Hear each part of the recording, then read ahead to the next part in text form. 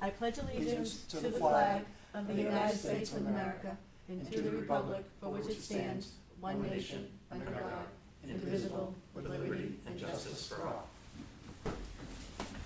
Okay, hi everyone. Tonight we are going to have our delayed training. I like to do it, historically we've done it after the election in the spring, but for circumstances that were beyond my control, it's been rescheduled, and here we are in November, and we now have Attorney Adam Costa that's here tonight that's going to do our conflict of interest training, I think the sunshine laws, town administrative form of government. So I'm going to turn it over to Attorney Costa. Thank you for coming tonight.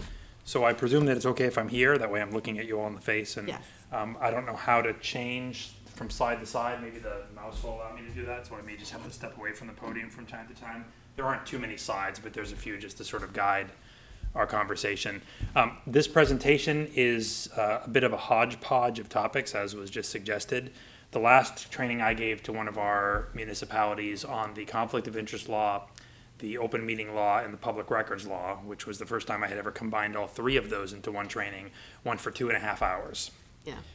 It's tough to cover these topics briefly. I'm not going to keep you here for 2.5 hours, which is why I'm not going to cover those topics in great detail. I'm going to just give you a brief overview of each of those major three laws.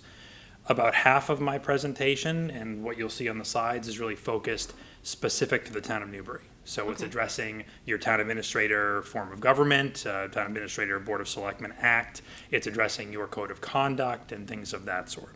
So again, the presentation will guide us through. I've got copies of all those documents here, so if you have questions, where it's a larger group, I would say, I would pause intermittently for questions. You can just interrupt me if you have a question on the topic while I'm on the topic. Feel free to speak up, and as I said, I've got the full text of all the documents I'm referencing, so if we need to look at something and you need a more complete answer, other than the gloss that I'm putting on some of these topics, I'm happy to provide it. Thank you. So with that, here we go. So, as this says here, overarching controlling laws specific to the town of Newbury, two specific acts, these are called special acts of the legislature, both from 2008. The first is Chapter 460. The second one is Chapter 447. I guess I have those in reverse order. The first is an act increasing the membership of the Board of Selectmen from 3 members to 5 members. And the second is an act that created the Selectmen Town Administrator form of government, and we'll talk about those in a moment. We then have the Board of Selectmen's Code of Ethics. This was adopted by the board back in 2019, is currently in effect. So those are the 3 laws that are specific to the town of Newbury. And then we have the 3 other laws, the ones that you're all familiar with, because I know as public officials you've been required to take trainings. So that's the open meeting law, the public records law, and the conflict of interest law, and I'll try to provide some highlights with respect to each of those. Adam, would you like me to sit over there so you don't have to do that? No, I'm okay, because I think once we get into these topics, I'll be standing here more. We've only got, I want to say, about 10 slides in total, substantive slides. So this first one addresses, as I had just said, the configuration of the Board of Selectmen. The 2008 Special Act, again, converted the board from a 3-member board to a 5-member board. It says, as is typical, that the board can only act as a whole. That's consistent, in fact, with state law in Massachusetts. I have to cite to this law so often that I almost know the citation off the top of my head. It's the New England Box Company case. I wrote it here in my notes. It says, quote, "The members of a public board cannot act separately as individuals." You would be surprised how often individual members of boards attempt to act individually. Boards of selectmen, planning boards, zoning boards. I had a case a few years ago in federal court where a minority of members of a planning board, dissatisfied with the action of the majority, appealed the permit. Oh, wow. And we litigated in federal court for about a year before finally the federal judge said, no, you can't do that. So that's an important premise, again, consistent with state law. No member can make a decision on their own without the vote of the board. Very often matters are brought before boards. This includes the chair of a board. Matters are brought before boards for discussion, and from time to time, boards will take votes to authorize an individual member of the board to speak on behalf of the board, at a seminar they might be attending, or at a regional meeting, or in another forum. But there needs to be a vote that provides that authority to the individual member. Otherwise, the board can only act through a majority vote of its membership. And again, just other principles here on the PowerPoint that bring home this same point. Acting alone carries no authority. Members need to bring matters to the full board. There are times when the board sits as what it says here is other legal entities. So as you're aware, in addition to being a board of selectmen or a select board, you're also the liquor licensing authority for the town. So licensing is one of those common areas of law where it's typically the select board that acts as the local licensing authority. And then there's a special permit granting authority. I was looking today at your zoning bylaw to try and remember, okay, I work in a lot of towns. In Newbury, how often does the select board act as a special permit granting authority? Actually, far more often than in some other communities I represent. In many instances, it's just the ZBA and the planning board that act. Here, I saw, you issue indoor-outdoor recreation special permits. Well, we're in the middle of one right now, so. Oh, there you go. So you know it. So commercial uses, almost every commercial use that's allowed by special permit in the agricultural residential district comes to the select board. Bed and breakfast establishments, regardless of what district they're in, come to the select board. So there's a lot of those. So in those instances, you would act as what's called the SPGA. And of course, in those instances, you act under the enabling legislation that applies. So when you're acting under the zoning bylaw, you'd be acting pursuant to the requirement that actions are by supermajority versus majority. So you just have to play by the rules that apply based upon the specific situation that you're in. Okay, so the first document, and I referenced it a moment ago, is the Town Administrator Act. This is the first real substantive document that we're going to discuss. So the Town Administrator Act, we have a copy of it here, adopted again in 2008. It's 4 or 5 pages, 21 sections in total. And this is just an overview, of course, of what the Town Administrator Act does. It establishes a Board of Selectmen form of government. It moves the town from having one member of that board act to manage the municipality, and we still represent a couple of towns, one that changed over recently, more recently than you did, where you've got a member of the board, typically the chair of the Board of Selectmen or Select Board, that really performs those day-to-day functions on behalf of the town. That's not the norm in most municipalities in Massachusetts this day, except for many out in the western part of the state, smaller towns with 600, 800 residents. So Newbury functions like most eastern Massachusetts towns do, with either a town administrator or a town manager form of government, where in lieu of having a member of the board manage the day-to-day, you appoint a town administrator that provides that supervision and management on a day-to-day basis. Now, what it does say, and I saw the way that Lisa summarized this on the PowerPoint slide, and said I want to be sure that I'm just reading it verbatim because I think it's important, the full text of section 2 of the Act. So it says, the administration of all fiscal, prudential, and municipal affairs of the town shall remain vested in the executive branch headed by the Board of Selectmen. So that really didn't change, but it's just a reiteration there of the authority of the Board of Selectmen acting as the chief officials of the executive branch. It goes on to say, and the legislative powers of the town shall remain vested in a town meeting open to all voters. So it didn't shift the legislative powers to the Board of Selectmen. Obviously, those powers are still exercised by town meeting. Sounds simple enough. Sometimes in practice, there are areas of overlap. Often, I got into a debate at a special town meeting just a few weeks ago where members of the public at a town meeting were saying, we have the authority to ratify all contracts, and why have the selectmen done this and selectmen done that? And the answer is because the selectmen have that executive authority. You provide a broad grant of authority, for example, to enter into leases of up to 3 years. You don't get to review each and every lease as a town meeting goer. That's a function of the executive branch. That's where the dividing line is between legislative and executive functions. So again, sometimes in practice the lines are a bit more blurred, but that's how the Act reads. Other notable provisions of the Act, Section 6 of the Act is where there is an appointment for a definite term of a town administrator who is a person especially fitted by education, training, and experience to perform the duties of the office, to be appointed without regard for political affiliations or beliefs. The town administrator is not required to be a resident of the town or even of the Commonwealth of Massachusetts. There are some minimum education requirements, and there's a contract requirement that the board has to enter into with the town administrator. Section 11 of the Town Administrator Act is the section that really defines all of the authority, all of the duties, the powers of the town administrator. It goes on and probably comprises about half of the Act itself. It goes on for the better part of 2 or more pages, identifying all the various sources of authority.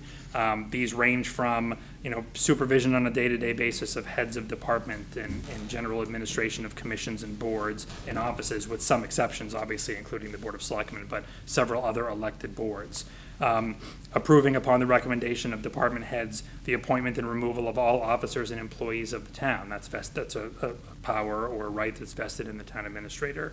Attending regular meetings of the Board of Selectmen, keeping full records of the town, advising the selectmen as to the needs of the town, jurisdiction over the rental and use of town property. So I won't read every one, but there's a lengthy list, pretty typical. I see this in other similar special legislation. We represent a number of towns that have town charters. The language is the same in the town charters. So this is, I would say, standard fare for a municipality that has a town administrator, Board of Selectmen form of government.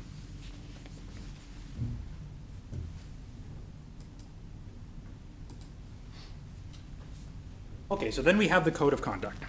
So as I mentioned before, this Code of Conduct was adopted by the board in 2019.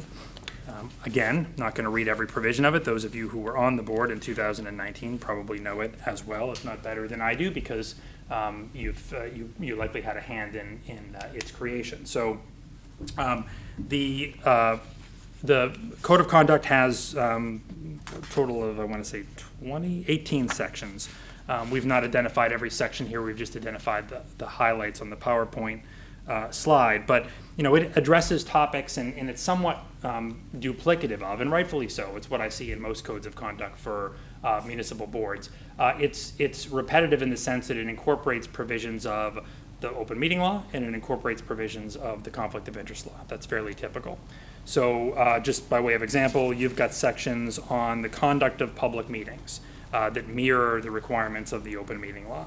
You've got a section entitled Conflict of Interest, which obviously mimics the Conflict of Interest law, although it's much more brief. You've got separate sections on gifts and favors and representation of third-party interests and things of that sort. These are all topics that are covered by the Conflict of Interest law, but you put your own spin on them. It's entirely consistent with the state law, as it must be, but you provide a local spin on some of those requirements. But then you address other topics, like the ones that are listed on the side. So you've got a requirement that members work for the common good of the citizens of Newbury, not for any private interest or personal gain, and they provide fair and equal treatment of all persons, claims, and transactions. This is in the first section called Acting in the Public Interest. You've got an express acknowledgement that members will comply with conflict of interest law, election campaign law, financial disclosure requirements, employer responsibilities, and so forth. That's in the section entitled Compliance with Law. There is a statement here that's consistent with the discussion we just had a moment ago about no independent authority of any one board member. There's a section here, respect for the process, that says members shall have no legal authority outside of Board of Selectmen meetings unless the authority has been specifically delegated to a member through an adopted policy or a majority vote of the board. So that's just codifying the exact advice I gave a few minutes ago regarding what individual members of the board can and cannot do. There is a section on confidential information. This is one that I highlighted because it's a topic that I get questions on with some frequency. So your board generally operates in open public meetings. And in open public meetings, and we'll talk about this when we get to the open meeting law, the topics you discuss are topics that are become public by virtue of you discussing them in those sorts of meetings. Documents that you receive or that you generate or that are submitted as evidence to you, those are public documents by virtue of them being submitted to you in an open public meeting. But you also enter into executive session from time to time. Seems more and more frequently in many communities because there's litigation to discuss or there's real property that you're discussing value, potential acquisitions or sales. There's collective bargaining that's going on, and all of that occurs, at least initially, in executive session. So the way that this is addressed, and I'm not going to read the whole provision, but there's a sentence here in Section 9 of your Code of Conduct policy that says, members shall not discuss the privileged knowledge, executive sessions, or confidential business of the board, committee, or commission with unauthorized parties, either orally or in writing.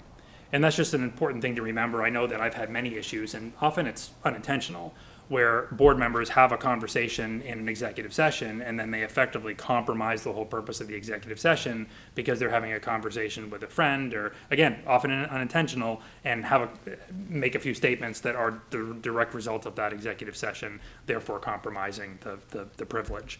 And it only becomes an issue if the information gets back to the individual from whom you were trying to keep it by virtue of the executive session, or litigation ensues, then sometimes that information or that release of information becomes problematic. And I do a fair amount of litigation for our firm, so I've dealt with it on the back end, and it's never fun when it gets that far along. One other point I'll make with respect to the code of conduct policy, it's in section 14, which is entitled Independence of Boards, Committees, and Commissions, and it reads, members shall refrain from using their positions to unduly influence the deliberations or outcomes of any board, committee, or commission proceeding. This is important just to remember that your role, even though with respect to appointed bodies, very often, if not always, you're the appointing authority. Obviously, with respect to elected bodies, you're not the appointing authority because they're elected by the voters. But even with your appointed boards and committees and commissions, just because you appoint them doesn't mean that you should influence the substantive matters that they're considering. And, that can be challenging sometimes. For example, I handle many zoning appeals. And so you've got decisions of ZBAs and decisions of planning boards that are appealed. And now it's, okay, the ZBA is named as the defendant in the case, but the select board controls the purse strings. So it's really the select board, and the select board controls town council. So it's the select board that decides if the ZBA gets defended, how they get defended, how much money is going to be spent in a defense, even what the litigation strategy is. Some communities deal with that better than others. I had an executive session in a community just this past week where I met jointly with the ZBA and the select board concerning litigation that named the ZBA. And there was an agreement between them as to what the strategy should be. The select board even allowed the ZBA to take a vote as to what they thought it should be, and then ratified that vote, and there was no real discussion or controversy.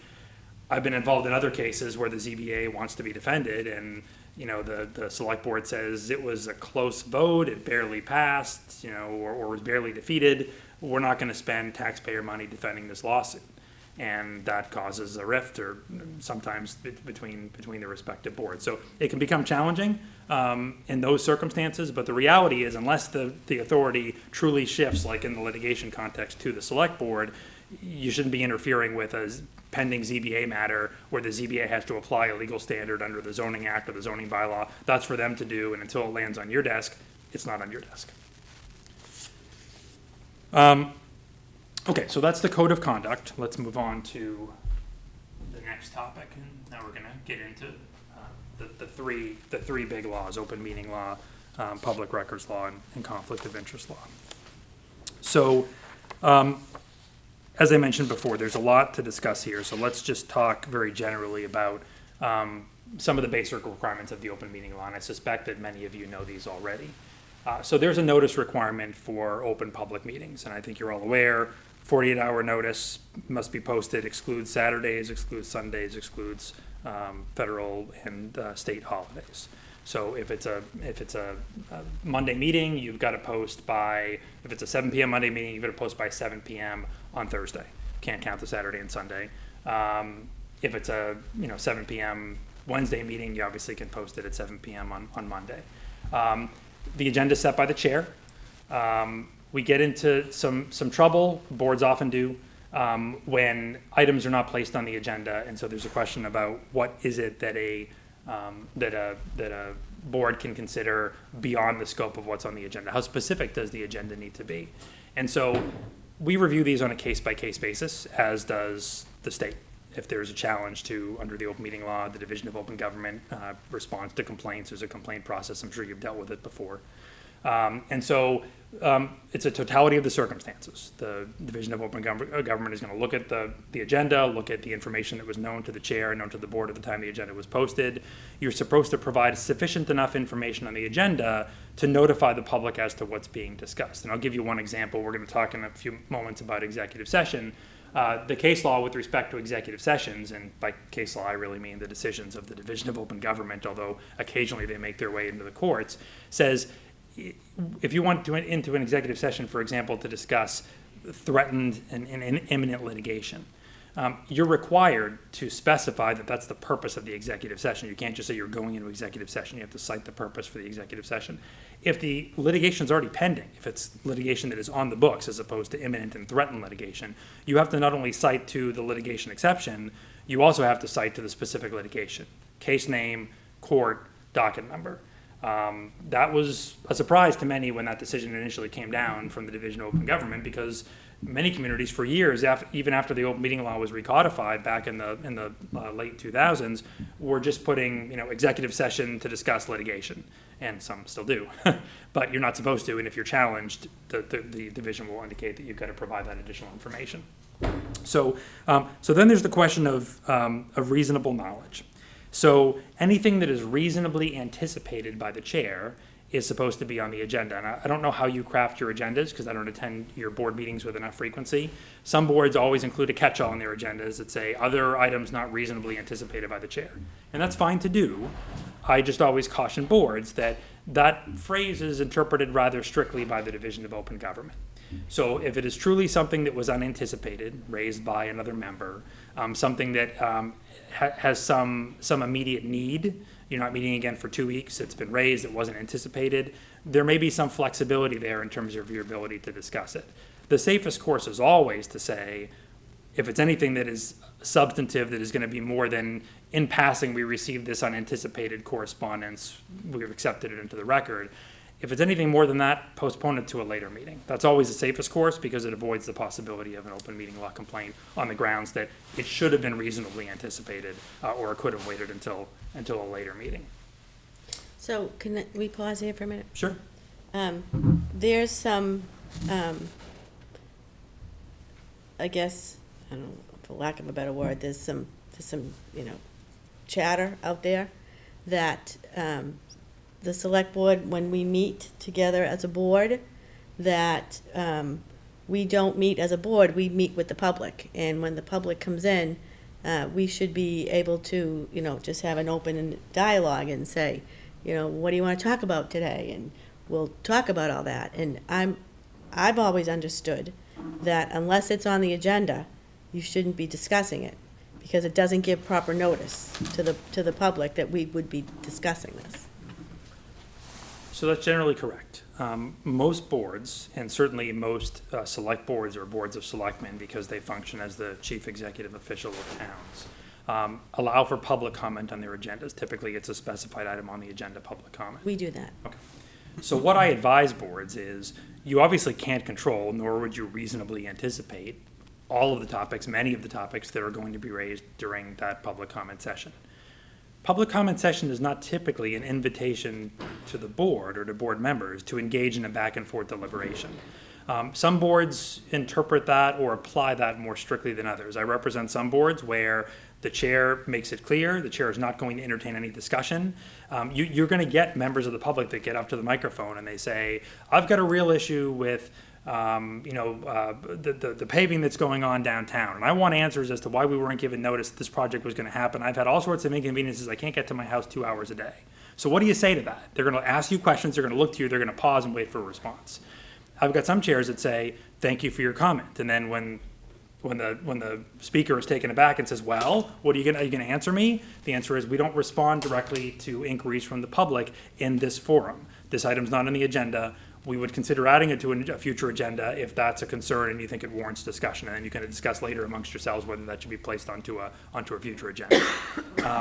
I've got other chairs that are a bit more flexible. They will provide or allow a member to provide a brief response to those comments, but we're not going to engage in deliberation amongst board members where everybody now has a say, and before you know it, we've spent the last 10 minutes talking about the paving project that's going on downtown, and it wasn't even on the agenda. So there's some flexibility that exists there, but not a lot of flexibility.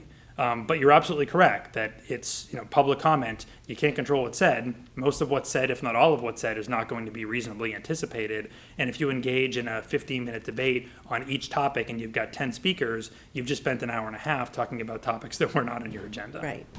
Right. Thank you. Sure. So the last of the topics in the first category is meeting minutes. So here's what the law says about meeting minutes. Minutes must include a summary of discussions on each subject, a list of exhibits that are used at the meeting, and a list of decisions made, including a record of all votes taken. All exhibits shall become part of the official record, and a list of the exhibits must be included in the minutes. So that's about as much guidance as we have concerning meeting minutes. Again, there's no single right way to take meeting minutes, but there are certainly a lot of wrong ways to take meeting minutes. I've seen communities that will have hour-long meetings, and they'll have a couple of pages of meeting minutes. That's fine. I've seen other boards, and I work with other boards that will have an hour-long meeting, and they'll have 10 pages of meeting minutes because they keep meeting minutes that are almost a verbatim transcript of things that are said. That's okay, too. Much more difficult to read, but okay as well. When it becomes problematic is on the far ends of the spectrum. When you're keeping a full verbatim transcript. Again, you wouldn't be in violation of the law, but it becomes unwieldy from a public records perspective when you've got 40-page transcript for that 1 hour meeting. Even worse, from a compliance with the open meeting law perspective, is when you've got that 2 hour meeting and you have 2 sentences of meeting minutes. There needs to be enough substance, again, to describe all of the things that I said. Summary of discussions on each of the topics, list of exhibits, votes taken, matters deliberated upon. So there should be some sufficient enough discussion, but it doesn't need to be a verbatim transcript. And the fact that you don't identify, each and every statement made by each and every member of the board when there's a dialogue going back and forth for 30 minutes on a topic, that's not a violation of the open meeting law. But there needs to be enough substance there. These days, we also have the benefit in many communities, such as Newbury, of many of these meetings, even especially post-COVID, even in communities that never did before. If not, being audio recorded, being video recorded, and being available after the fact, and in that format, so everything can be attained by somebody who's inquiring after the fact. So let's talk about deliberation.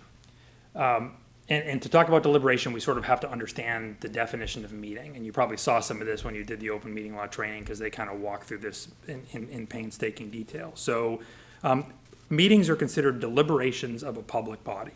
Now, there are exceptions to meetings, and they clarified these exceptions when they recodified the open meeting law in, I think it was 2008. And so they said on-site inspections, site visits effectively, as long as you're not deliberating during the site visit, not considered a meeting. So in fact, those don't need to be posted. You don't need to keep meeting minutes because they're not considered meetings at all, so they don't even fall within the parameters of the law. But again, you can't deliberate. So if you're acting as a special permit granting authority and you're having 3 or 4 or 5 meetings, and between meeting 2 and 3, you go on site to view the premises, that's fine. You can even have the property owner on site, the applicant on site. Sometimes members of the public are allowed to come on site if the owner is comfortable with it. That's all fine. Can't be providing a public comment session where the members of the public are speaking. You can't be discussing amongst yourselves the merits of the application. Basic questions like, is that where the building is going to go? Is that where the driveway is going to be? That's okay. That's just instructive information that you're gathering, but is not considered deliberation. Attendance by a quorum at a public or a private gathering, you all go to a party together, again, as long as you're not deliberating, that's fine. Attendance by a quorum at a meeting of another public body, a quorum of the select board goes to a meeting of the zoning board to sit in, that's fine, as long as the only way that you participate is through open discussion. You're not talking between yourselves in the corner of the room, that would be an open meeting. Well, that changed, because we got dinged for that by the Division of Open Government.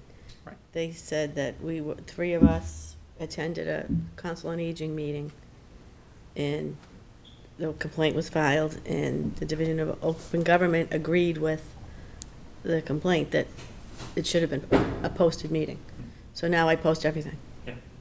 Well, that's fine. The law still reads, and the recent decisions still say, and believe me, the Division of Open Government has issued decisions before that we don't necessarily agree with based upon their interpretation of the underlying facts and circumstances. The way the law reads is a quorum can attend a meeting of another public body if all communication amongst those members is by open participation. That's what we did, and they said no. Okay. So, I mean, you can always be more cautious than what the law requires. I've got some boards that routinely will post meetings. I had a special town meeting 2 weeks ago, and the town posted meetings of every board that was in attendance at the town meeting. The next exception is attendance at town meeting.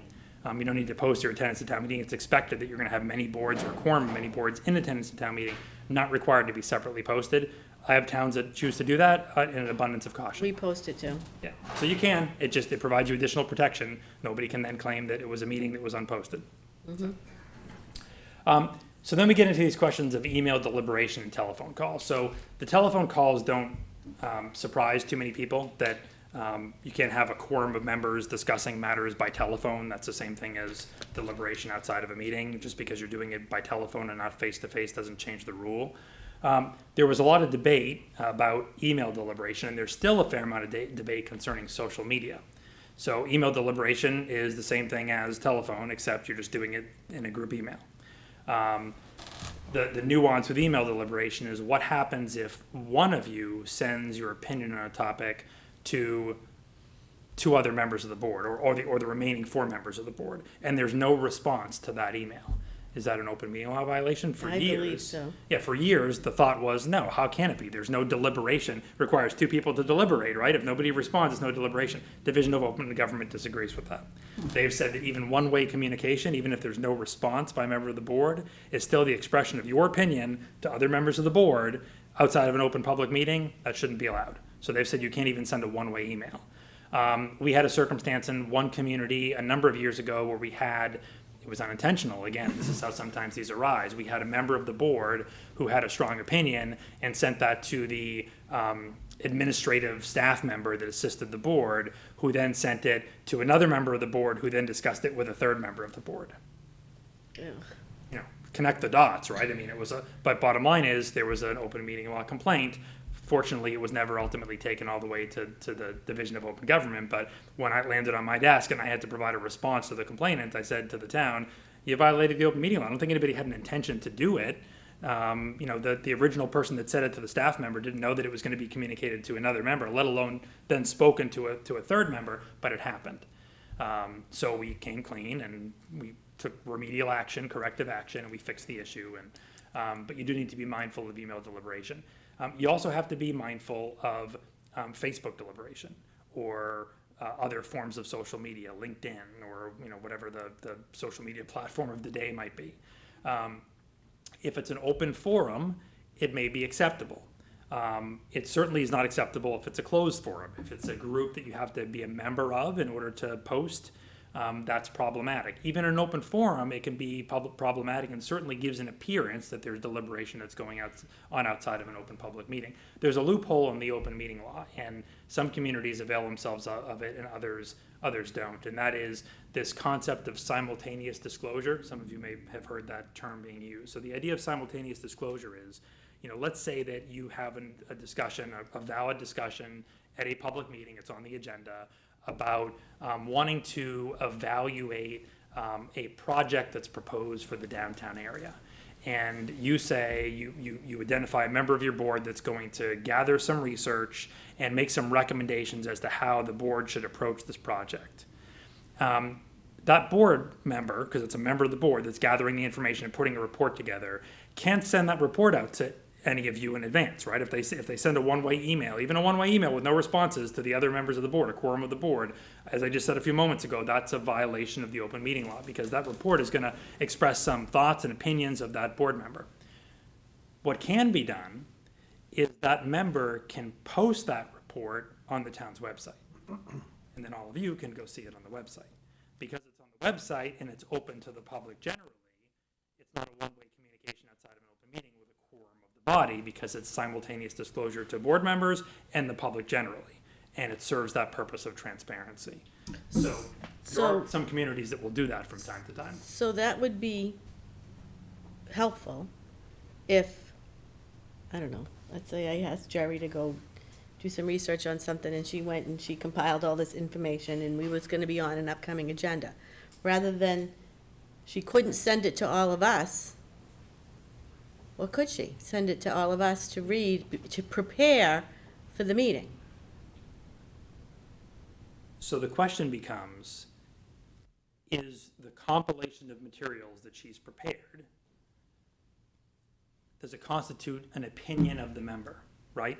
If it's just facts, then she's done nothing more than gather facts and make them available in a convenient package. But if she opines, Right, and the challenge is, how does that line get drawn, right? I mean, it's very difficult. So we generally counsel the boards we represent to not make it a regular part of their operations to task a particular member with doing something and then have that member provide it to board members outside of a public forum without simultaneous disclosure, because there's just too much of a risk. Maybe she has the greatest of intentions and she's compiling this information saying, okay, it doesn't look to me like there's any facts here, but then it gets sent out and to, somebody unbiased, unprejudiced reading this in the Division of Open Government, she says in one sentence or one section of her compilation, I think the second approach is the clearest. Here are all three approaches. Well, now she's just expressed a preference that she thinks the second approach is the better approach. That's an opinion. Might be mixed in with, a whole bunch of But other. if she threw it on the website, That's different. That's simultaneous disclosure. yeah, well, we'll never do that. So some towns do that. They have information that Much work. they post. We'll never do that. That kind of gets what you and I have talked before about, like the packet that we get versus just the agenda Right. being published. Personally, I would like to see the entire packet published with the We agenda. used to do that during COVID. We would put everything up there. So is this kind of what we're talking about? Is this like fall into the same thing? In other words, let's say, for example, your report was going to become part of the package for that particular board. Wouldn't it be a good idea to post the whole thing as one piece? The road to hell is paved with good intentions. So let me answer that question, because there's an important distinction. So I'm presuming that what you get in your packets is a compilation of applications that have been received from members of the public that are going to be considered by the board. Yeah, application. Correspondence sent to the board. Yeah. Materials prepared by town staff. Yeah, All of those materials can be provided to you privately in a packet without being posted publicly, and that's not in violation of the open meeting law because they're not being prepared by one member sharing it with the other members. I wouldn't be comfortable even today to find out that one of your packets has something that one of you prepared and got to Tracy, which she doesn't. then put in the packet, because that would be an open meeting law violation unless there's simultaneous disclosure. So it's all like support, it's like if you liquor license, it's all the supporting information for that. correct. So that's all fine. Now, you're bringing up another question, which is really a policy question, which is all this information, which you're permitted to get outside of an open meeting from third parties, whether that should be posted for the benefit of the public as a packet together with the agenda. That's a choice. You can do it, you cannot do it, that's up to you. One way or the other, it's not an open meeting law violation. The open meeting law is limited to circumstances where you've got deliberation occurring between members of the board. Opinions being expressed, discussion being had, even if it's in a document prepared by one member and sent to the others. When we're talking about outside information, that can be presented to you in packets before meetings, there's no issue with that.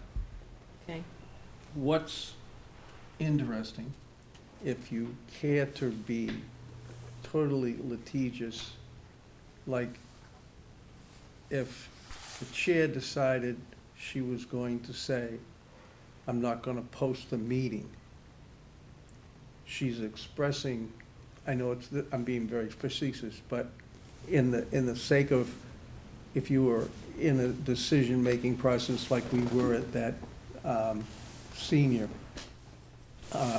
meeting, if Elise said, I'm not gonna post the meeting, she's expressing an opinion.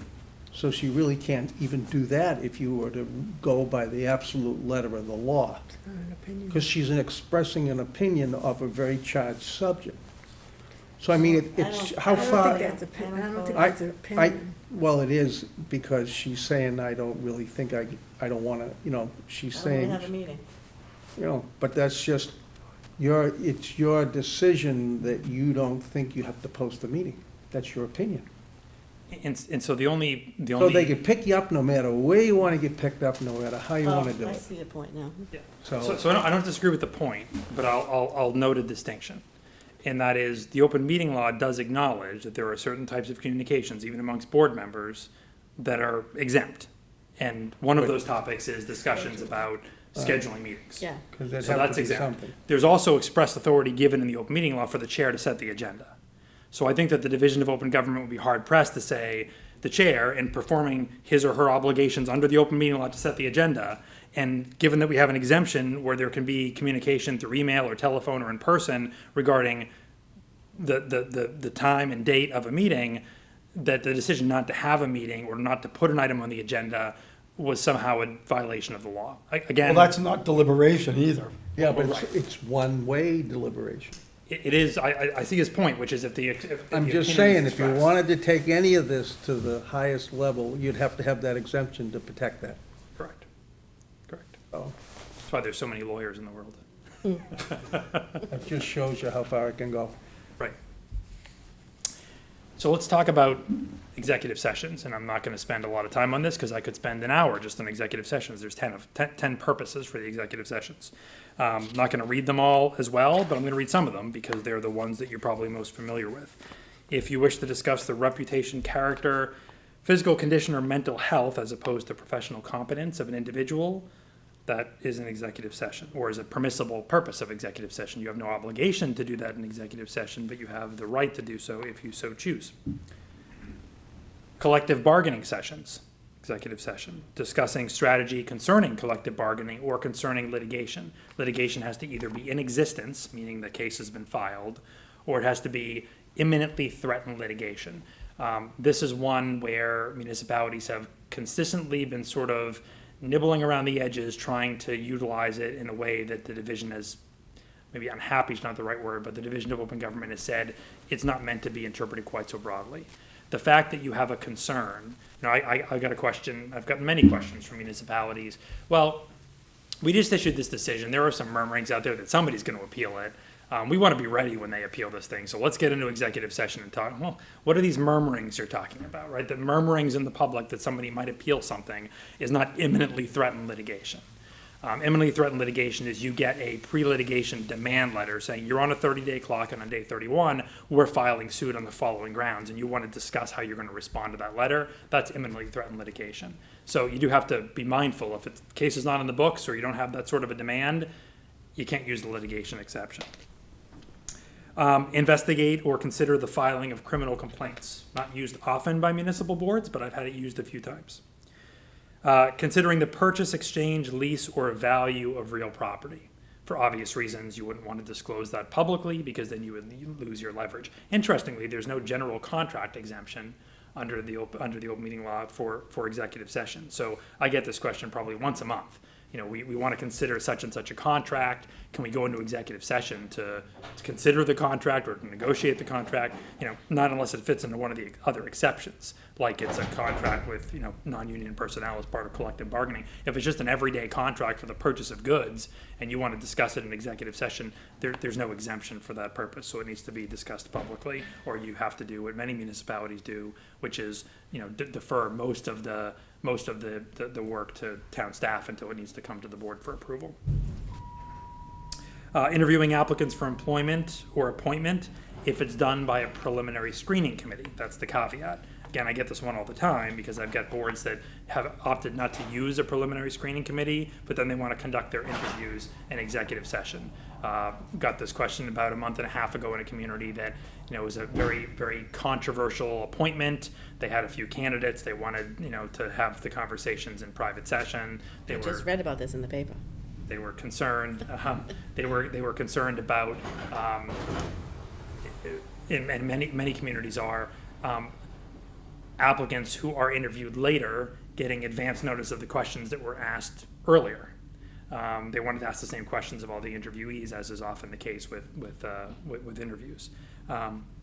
So there are ways to structure, we won't get off on a tangent talking about, but there are ways to structure that interview process so that you're not disclosing or showing your hand too much, but you can't conduct them in executive session unless those interviews are preliminarily being done by a screening committee. The screening committee can do that, but once they go to the appointing authority, on the whole, can't be an executive session, has to be an open session.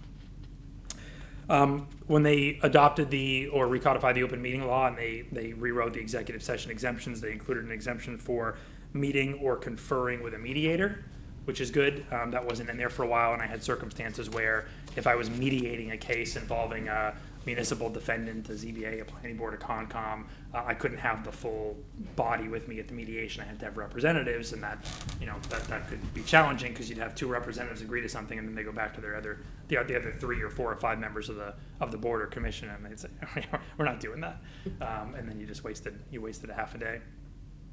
So those are some of the highlights in terms of executive sessions.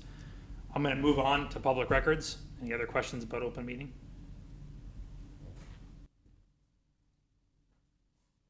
Oh, this is, we touched upon this a little bit. I forgot this was in here. We touched upon this a little bit in the course of our back and forth question and answer, but this is an issue of public comment. So we talked about public comment sessions. The purpose of this, we get these questions all the time. Are we obligated to allow public comment? Do we have to have a public comment portion of our agenda? As I said, many boards of selectmen or select boards do, because you're the chief executive officials of the town and you want to hear what the constituents have to say. Some don't. Zoning boards, planning boards, Concoms, boards of health, boards of assessors, they often don't have public comment sessions. You're under no obligation to have a public comment session unless the public meeting is a public hearing. There is a distinction between the two. The term public hearing, when it's used in the law, is meant to denote a circumstance where the public is permitted to participate. Public hearings are conducted for special permits and for variances under the Zoning Act. The public needs to be heard.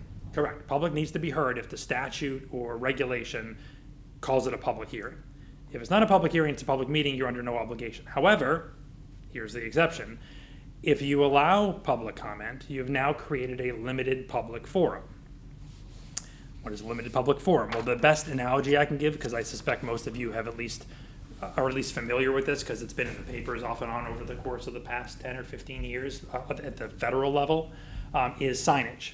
So you know how delicate the topic of signage is, what you can and can't regulate in your town relative to signs, especially, for example, during election season.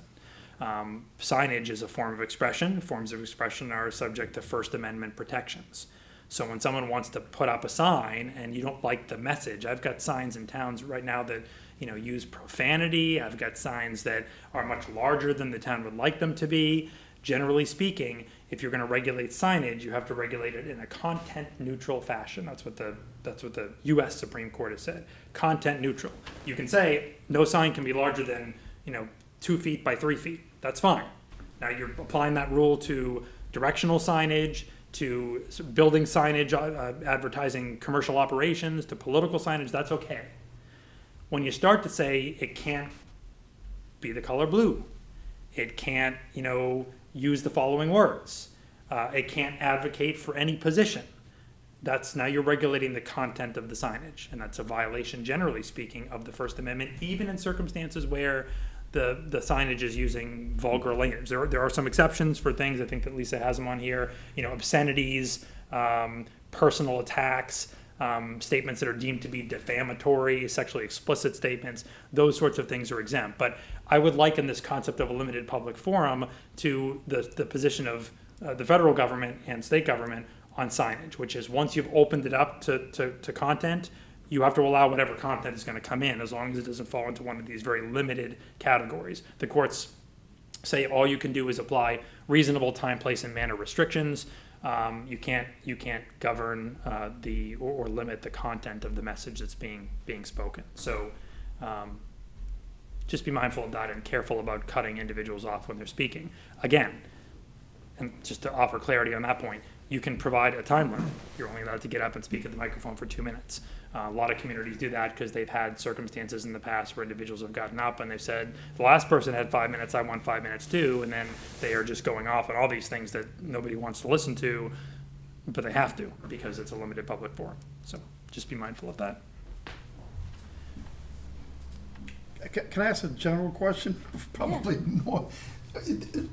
Like, let's say a paver has paved the driveway and they put a sign out in front of the home, like advertising who did the driveway. They do that, yeah. Does the town have a thing where it's limited by time, or it can only be out there so long, or? No, that would be a question for Martha. Okay. We do have rules around signs, what you can and can't do, but I don't know them off the top of my head. Like painting a home, like a painter might put a sign on the street, Yeah. We actually have regs for exactly that in our town, yep. You certainly have a signage bylaw. Yeah. I don't recall the specific provisions. Most signage bylaws address temporary signage, which is different, separate and apart from permanent signage. Permanent signage is regulated from a zoning perspective. Temporary signage is sometimes included in the zoning bylaw, sometimes a separate general bylaw. And as you say, the regulation deals with for how long can it be out there, what size can it be, where can it be placed, things of that sort. Placed in a location so as not interfere with public rights of passage or visibility for motorists, things like that. I can remember, Dana, the contractor signage. I can remember it somewhere in our bylaw now. So it's in the bylaw someplace. He remembers it. Pretty I'd sure have it to is. read it. Yeah, I'll look it up. I'm just I curious. think you can, because I can remember when it went through us, and I think that was prior, I think we were in the old town hall, I can almost remember it. So, Okay. All right, this one will be quicker. Public records law, we're not going to get into all the specifics, largely because none of you are responsible for the administrative process typically for responding to public records requests. So I'm happy to have a conversation offline with any of you about the very complicated process of responding to public records requests and what you have to do to respond and what you can charge in terms of cost for searching and segregating records, for producing records, copying records. What happens if you can't comply within the appropriate time frame. There are pages and pages of guidance on that within the public records law as to what you can and can't do. The objective here is just to discuss generally with you as public officials what the public records law is all about and what your obligation as a public official is. So the public records law effectively says that every written record which you keep or make or transmit as a member of a board is considered to be a public record. The definition goes on for the better part of a third of a page.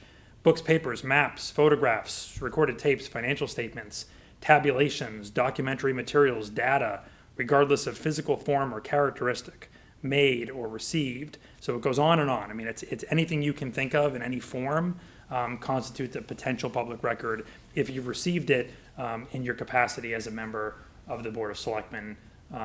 It's a public record. Public notes are a potential exemption if you check all the appropriate boxes. And I don't know if this is an issue for any of you, but sometimes there are public notes that are kept. We get this question less often from members of boards, because typically if you're keeping public notes, you're keeping them maybe in connection with an application that's before you. But What's a public note? notes to yourself. You open a notepad and you're making some notes to yourself. Yeah. Right. Are those public records? Well, generally speaking, they are public records if you're doing it in the context of an application that's before you, but there's instances where they wouldn't be. Same thing goes for staff members sitting at their desk taking some notes. So notes are not public if the following 4 criteria are satisfied. They're personal in nature. They're kept by the employee merely to assist the employee. And of course, I'm using the term employee to mean municipal employee, of which you all are in your capacity as board members. If they're not shared with other employees, and if they're not maintained as part of town files. If you check all those boxes, the personal note is exactly that. It's a personal note to yourself. You're not required to produce it. Again, this doesn't come up daily or weekly, but it comes up from time to time where people say, oh, I have some notes. Do I have to keep those? They're in my desk. Is it a public record?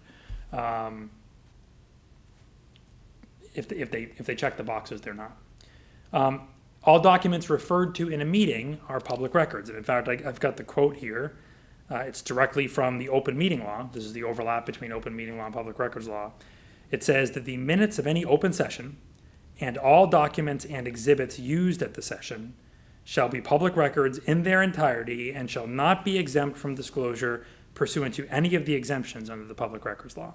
So just be cautious in that sense about bringing documents into a meeting. I get this question with a lot of frequency because something will come in, maybe it's and I still have towns that attempt, and from time to time we've got to if there's pending litigation, but if you've got an opinion from legal counsel, you don't want that opinion to be distributed widely. Maybe the wisest thing to do is not even introduce it at a public meeting and discuss it at a public meeting unless you're in executive session because it qualifies. Because once you do, while you still may be able to claim attorney-client privilege, you're most certainly going to get the argument from the requestor that, well, you've got this provision of the open meeting law that says that if it was utilized in a meeting, it's now a public record. Documents created as part of your official position, obviously those documents would be public documents. Electronic email on personal computers, again, electronic email is considered to be a public record. So be mindful of the records retention standards. We spout out the 7-year rule as being the safest of all rules because for the most part, although there are some longer periods of retention, 7 years is kind of the worst case scenario. public or private sector. You know, for example, we as a law firm, many records we have are also public records because they're being kept on behalf of or in connection with our role as municipal council. We have a rule of thumb, 7 years. We keep records for 7 years before we dispose of them. So that's safe. There may be circumstances where the 3-year retention period applies, but you got to be reminded that if you're using email on a personal computer that is town email, or you don't have a town email address, or even if you do, and you've got a personal email address that you're using for town business, that email is also public. And I've got, you know, a horror story that predates me in another community where, you know, there was contentious litigation and there were members of a particular board that were utilizing their private emails before the town ever used town email addresses for board, commission, and committee members. And then there were records requests made, and there was discovery served on the town, and the members of the board had to produce their personal laptops, bring them in the town hall, leave them with the plaintiff's expert who dug through, and you know, they hadn't segregated their private emails from their public emails. So now you got some expert who's looking through all your private emails to find anyone that might reference in any way the topic that is public. So our recommendation always as a consequence of that is if you have a town email, use the town email, limit your communication with the town email. If you don't, create an email that you're using only for town business and segregate it from your personal life, because otherwise, once the two get intertwined, it's sometimes difficult to separate them. Wouldn't the town email, if, I'm just saying a what if, I have a town email address, and I have it set up on my personal computer, and I delete an email. Wouldn't that still be on the server? It is. Yeah, it is. So wouldn't that be considered retaining the public record? Yep. Okay.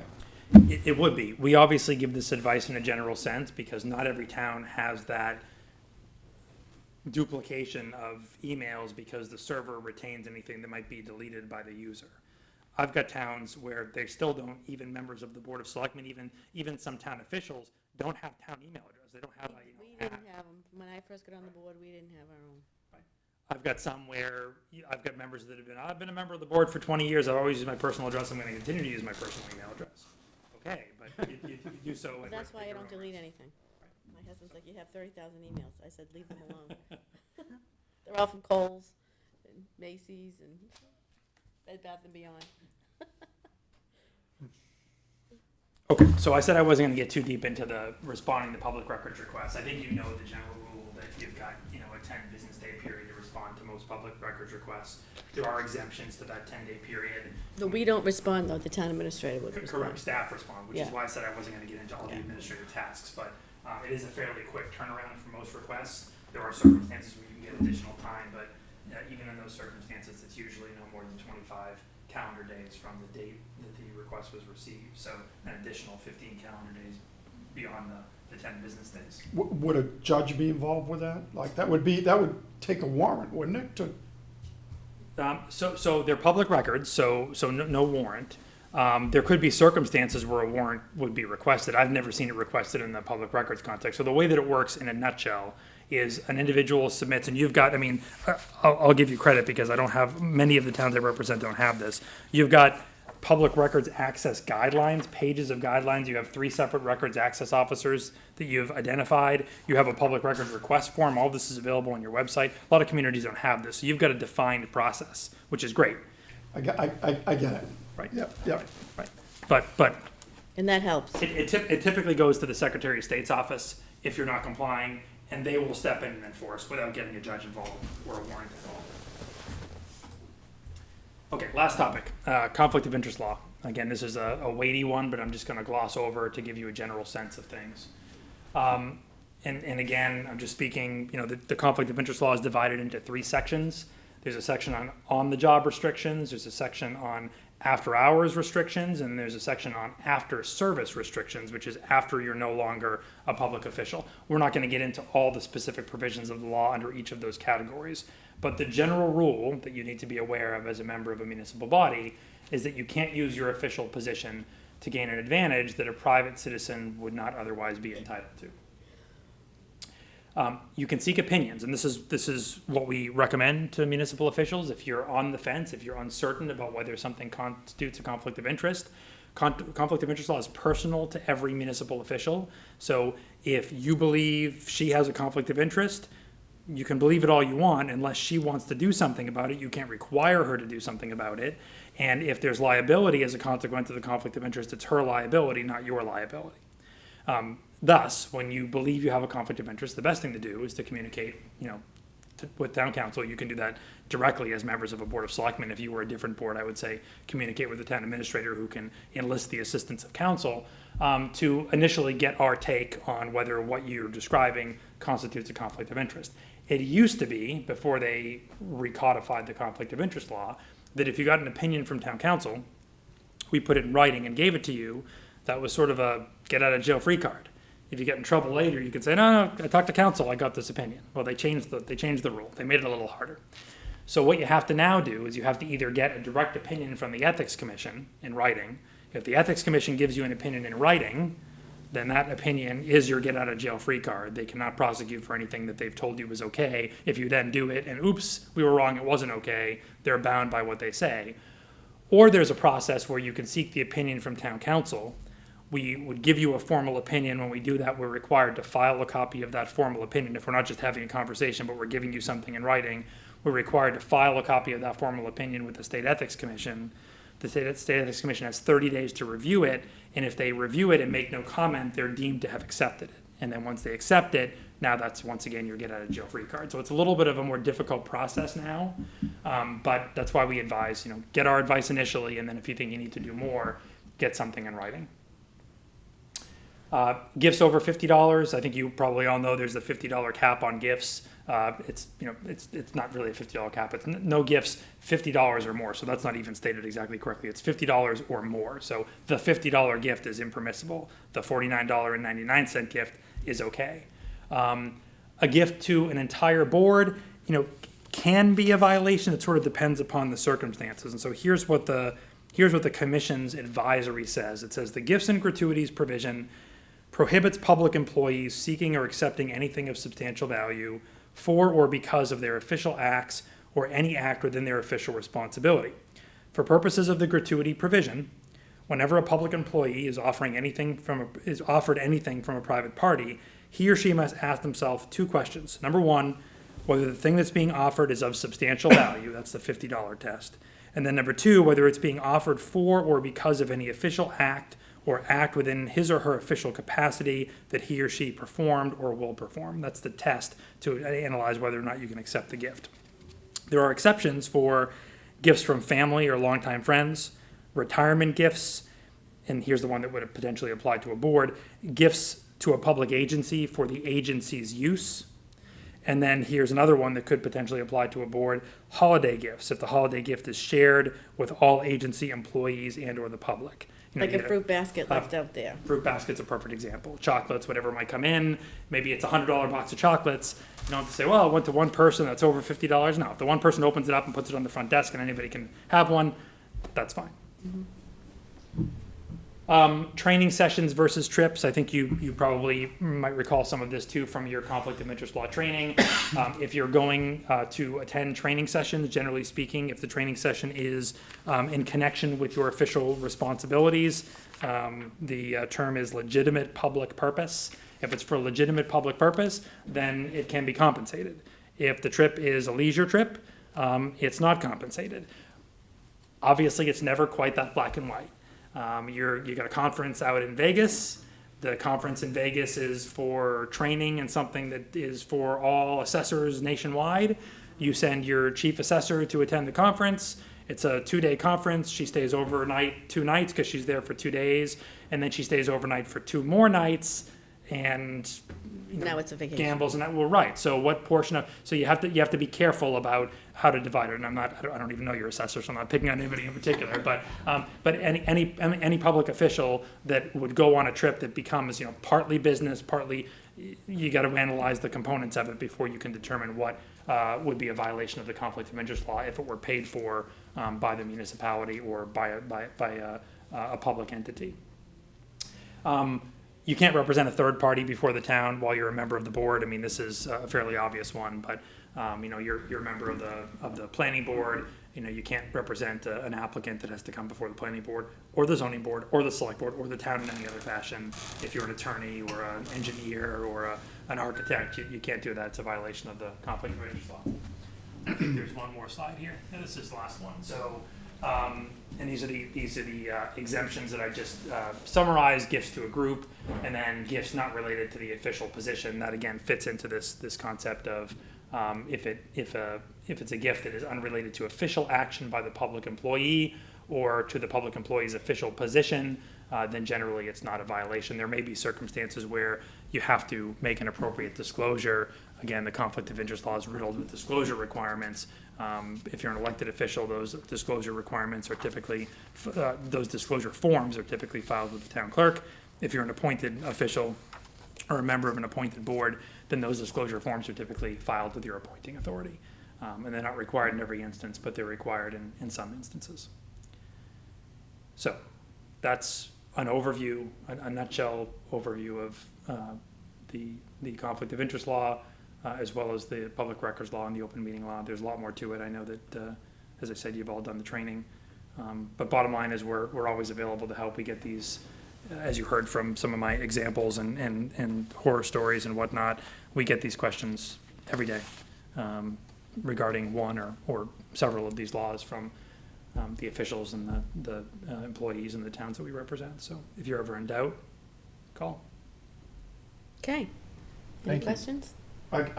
We could talk about this. I'll try to keep this short. Well, it's new, But that's why. you know, and this has come up before our board actually already, and that is like the difference between a gift and a donation.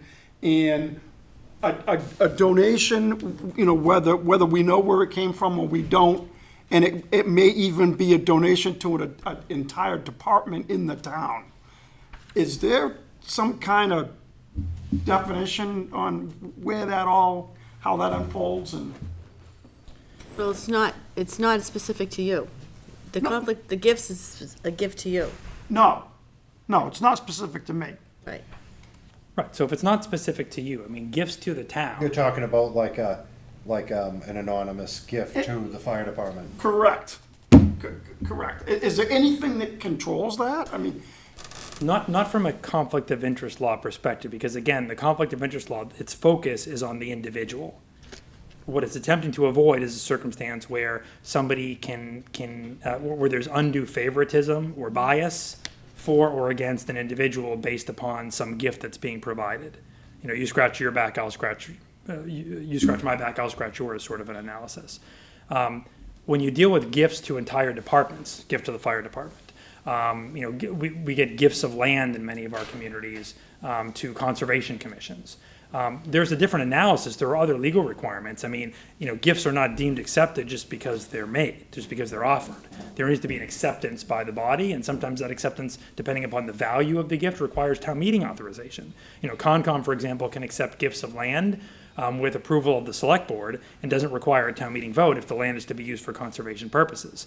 If you had a parcel of property that was not a parcel of low value that you wanted to accept as a town that was not for conservation purposes, you wouldn't have the authority to do that without a town meeting vote. So it just differs on a case-by-case basis depending upon is it a tangible gift or is it a monetary gift? To what department is it going, or is it just going generally to the town? If it's monetary, it would then go to the general fund. Well, that's why we accept them on our agenda. We have grants, gifts, and donations. We accept them all the time because we're the accepting body. Because otherwise, donors would give stuff all the time to the town that they don't want anymore, and the town would be stuck with it. So there is an acceptance requirement, but from a conflict of interest perspective. like a it's not. used bed, for example. Use mattress. Yeah, I never thought of that. All you gotta do is come and pick it up. send the DPW. Yeah. Any other questions? Wow. Nice job, thank you. Sure, thank you. Thank you. Thank you. So Thank you. Thank you. I'll entertain a motion to adjourn. Motion to adjourn. Second. All in favor? Aye. Aye.